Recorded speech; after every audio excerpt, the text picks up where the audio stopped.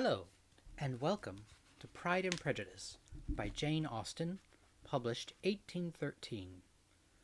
Volume 1, Chapter 1. It is a truth universally acknowledged that a single man in possession of a good fortune must be in want of a wife. However little known the feelings or views of such a man may be on his first entering a neighborhood, this truth is so well fixed in the minds of the surrounding families that he is considered as the rightful property of some one or other of their daughters.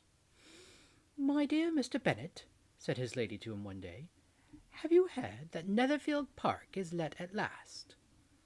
Mr. Bennet replied that he had not. "But it is," returned she, "for Mrs. Long has just been there, and she told me all about it." Mr. Bennet made no answer. "Do you not want to know who has taken it?" cried his wife impatiently. "You want to tell me, and I have no objection to hearing it." This was invitation enough. "Why, my dear, you must know.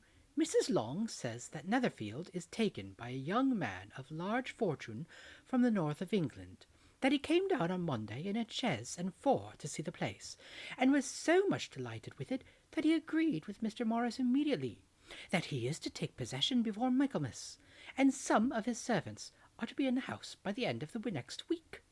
"What is his name?" "Bingley." "Is he married or single?"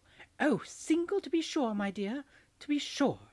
A single man of large fortune, 4,000 or 5,000 a year. What a fine thing for our girls!" "How so? How can it affect them?" "My dear Mr. Bennet," replied his wife, "how can you be so tiresome? You must know that I am thinking of his marrying one of them." "Is that his design in settling here?" "Design? Nonsense! How can you talk so?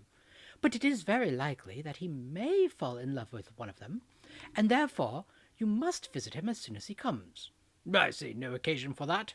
You and the girls may go, or you may send them by themselves, which perhaps will still be better, for as you are as handsome as any of them, Mr. Bingley might like you the best of the party." "My dear, you flatter me. I certainly have had my share of beauty, but I do not pretend to be anything extraordinary now. When a woman has 5 grown-up daughters, she ought to give over thinking of her own beauty." "In such cases, a woman has not often much beauty to think of." "But, my dear, you must indeed go and see Mr. Bingley when he comes into the neighborhood." "It is more than I engage for, I assure you." "But consider your daughters. Only think what an establishment it would be for one of them. Sir William and Lady Lucas are determined to go, merely on that account, for in general, you know, they visit no newcomers.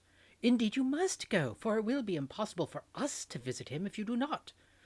"You are over-scrupulous, surely.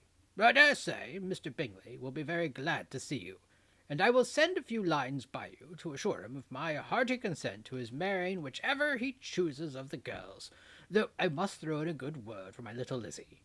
"I desire you will do no such thing. Lizzie is not a bit better than the others, and I am sure she is not half so handsome as Jane, nor half as good-humoured as Lydia, but you are always giving her the preference." "They have none of them much to recommend them," replied he. "They are all silly and ignorant like other girls, but Lizzie has something more of quickness than her sisters." "Mr. Bennet, how can you abuse your own children in such a way? You take delight in vexing me. You have no compassion on my poor nerves." "You mistake me, my dear. I have a high respect for your nerves. They are my old friends. I have heard you mention them with consideration these 20 years at least." "Ah, you do not know what I suffer." "But I hope you will get over it, and live to see many young men of 4,000 a year come into the neighborhood." "It will be of no use to us, if 20 such should come, since you will not visit them." "Depend upon it, my dear, that when there are 20, I will visit them all." Mr. Bennet was so odd a mixture of quick parts, sarcastic humour, reserve, and caprice, that the experience of 23 years had been insufficient to make his wife understand his character. Her mind was less difficult to develop. She was a woman of mean understanding, little information, and uncertain temper. When she was discontented, she fancied herself nervous. The business of her life was to get her daughters married. Its solace was visiting and news.